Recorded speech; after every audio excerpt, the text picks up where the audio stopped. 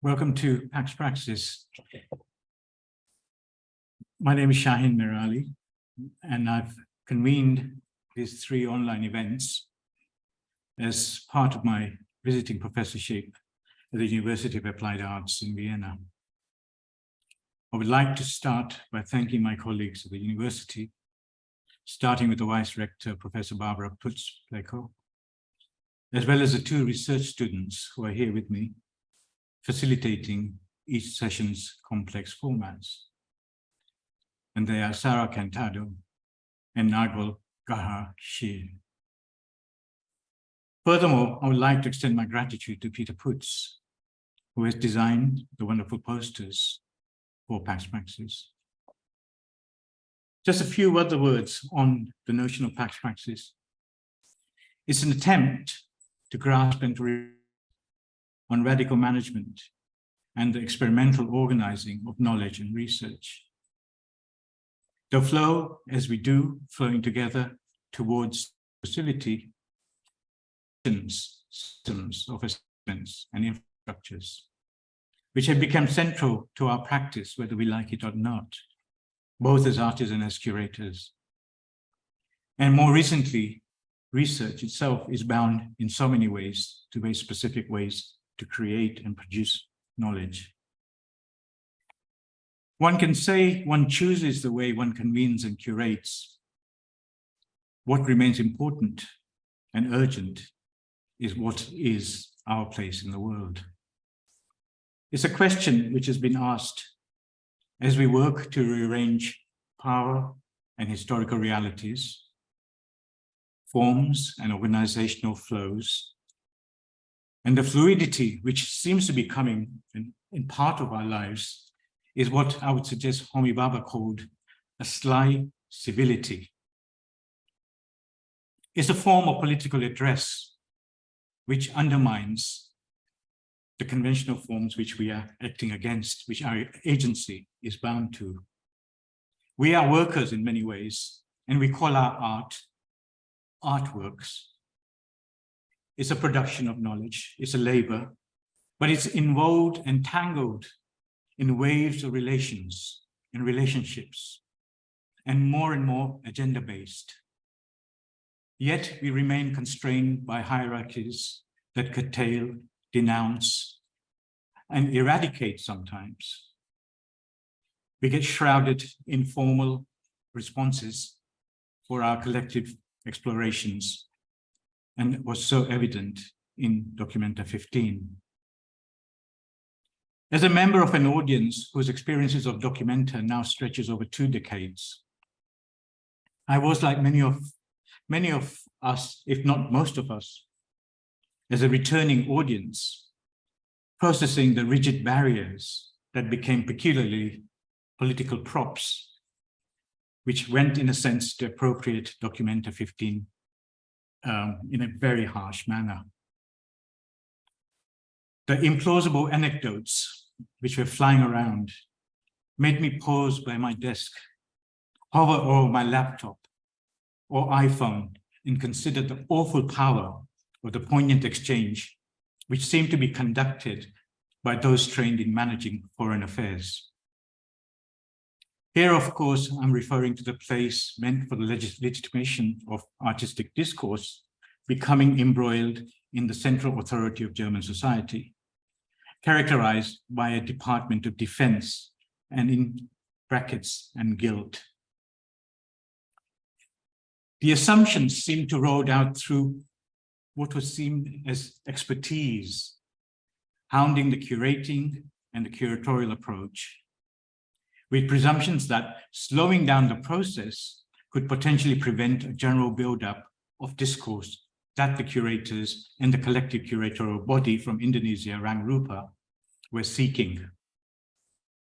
To put it plainly, the ambition to hold the work of a new network that each iteration of Documenta brings forth and reviews was accidentally assisted on this occasion, as it felt like distance of cities and countries from where the art was brought together was curbed by this attack.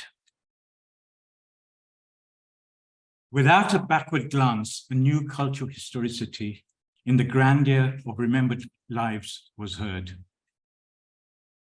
The more shameful the dialogue became, it became apparent that the pursuit of the art field and the desire to repurpose it came from a place of exhausted archives. Here we are today in our small forum to discuss and provide a further appreciation of the work that was undertaken by a large amount of individuals, groups, collectives, and forums, whose responses were made, and we have to remember this, were made from an interstitial place. What I mean by that is a lot of the artists, a lot of the collectives had not even yet quite settled in their spaces in Kassel in Germany. And they lacked the nominal resources of a working group or institution to fight off and to ward off this battle. So this battle ensued and needs to be acknowledged. Many of the artists, collectives found their backs pushed against the white cube, implanted in the great museums or communal sites around Kassel. And many took a valiant position to act against the forces that tried to displace their communal efforts. In fact, what resulted was a return to a more ethical, and I would argue an accurate approach, and a necessary response to the many camouflage attacks from the vile conservative orthodoxy. In this exchange, many humans were terrorized.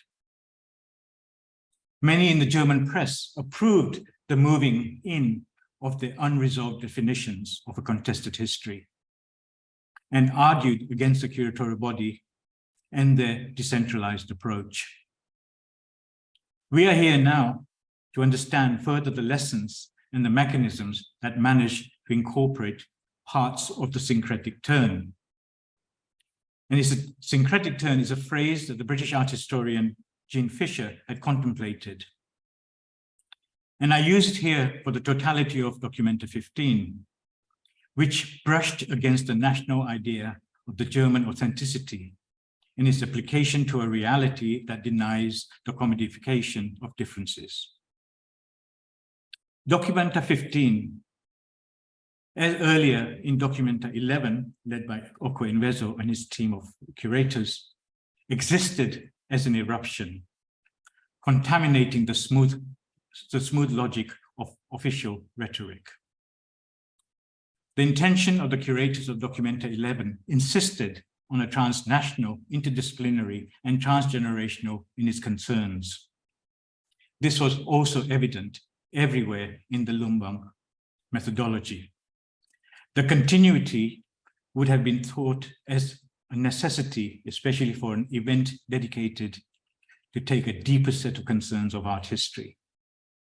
An event devised and committed to enact on a network of partners, collaborators, and interlocutors. The forceful use of blanket accusation performed a painful, stringent experience for many members from the global art field, who had really come there open-handed, open-hearted. Lumbung seemed to provide a system to manage to speak for itself. Lumbung, to a large extent, became Gesamt Lumbung, everything Lumbung. I, for one, am interested in how the multiple attacks created and affected the event. How did the arena, created by a collective body of over 1,000 artists, drew inspiration and worked in diverse forms of consensus? Or did they? I'm interested in learning about the place of support and scrutiny. Did the opportunity lead towards modes of solidarity? And has it resulted in evaluating a sustained synthesis in forms of new alliances? Or as cultural historian Tariq Ali has suggested, the Bandung Conference of 1955 allowed, and what he said, space to do their own thing. Have we found a space to do our own thing? If we were to write a prologue for the events, a separate introductory section, where would we start? What would we include or study? The practices and the places of facing off, or the feeling of asserting against those hell-bent and committed to intrude? Or do we start by writing about the place of halting and subverting our attention from the meaningful, from the nuanced debate that participants and curators seek? Or perhaps we should return back to the title of Documenta 15, because for it predicts what the outcome could lead to, which is the art of staying in dialogue. The art of staying in dialogue we might consider through the following 3 presentations by Ethel Brooks. Hi, Ethel. Vidisha-Fadescha. Hi, Fadescha. And Christopher Cozier. He's somewhere around. As a form of prologue, an introduction that considers the dragging and retreating which is prevalent in Documenta 15. Hi, Chris. The principle of non-interference that disabled so early on in Documenta 15. And it was what dragged and made retreat prevalent. And sadly, the discouraging engagement in different forms of social and political critique, which were censored to a large extent. Did lumbung trigger an ending? Or are we now better aware of the forces to which we need to commit our attention? In a sense, not to repeat a cycle of relationships, values, which were painfully made more fragile by an expertise that included ways to separate and enforce institutional racism and systematic marginalization. How do we guard a lack of consciousness and work towards a unity? And how do we move across lines of difference? As with our first event, each discussion will last 45 minutes. And a collective Q&A with the audience will follow at the end of the 3 presentations.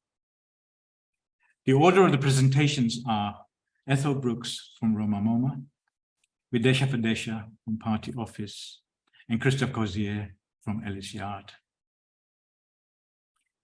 Of course, the conversations which we're having here, the topics, will continue in the next series of presentations, which will occur on the 6th of June, and will also be evident in the evidence room, which is an exhibition on the 27th of June, starting in the Angerwald Innovation Laboratory here in Vienna.